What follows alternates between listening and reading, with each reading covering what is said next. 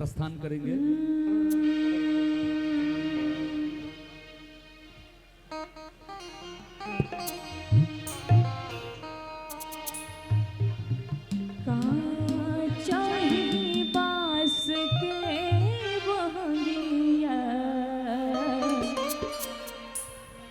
बहंगे लचकात जा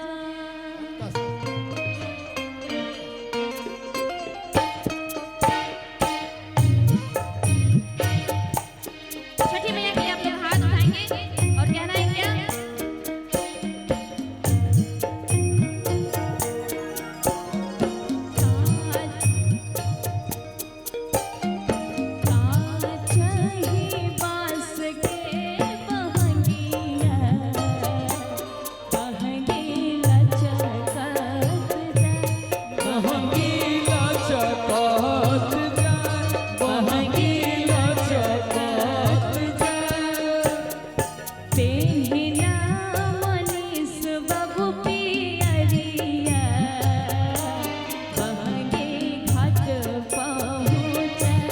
बहंगी घाटे पहुँचाए, बहंगी घाटे पहुँचाए।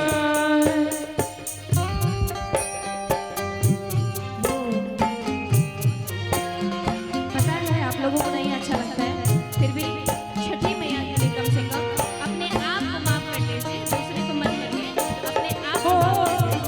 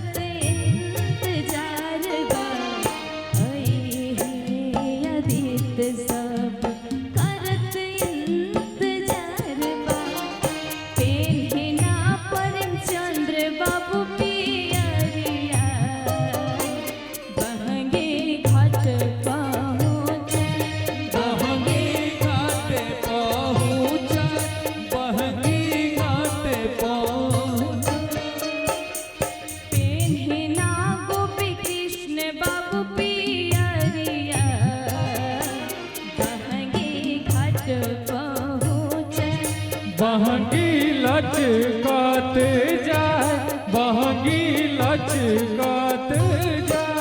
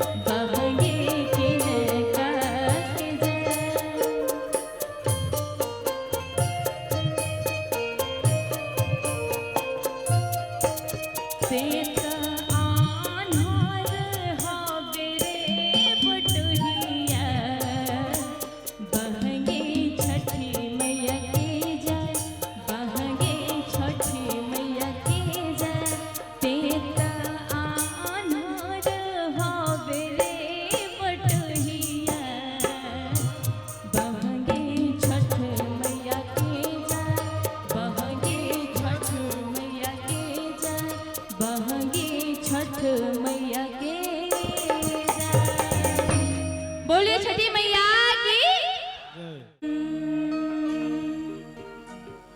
गाओ, खुल के गाओ। कि आज हो सजनी के साजनवा वाह कि हमर अंग अंग गुलाब नियन खिलल बाबा दनवा। गाले हाथ उठाइए एक बार और गाले ऐसे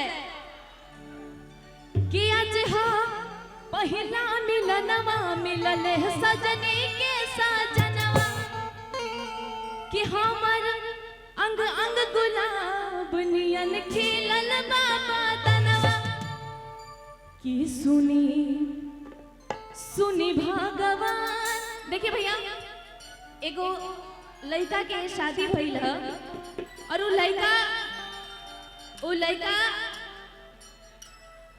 ना गावे के बिल्कुल ना कि सुनो पहले के सुन लो लोग सुनो। सुनी भगवान जन बिहान होके दे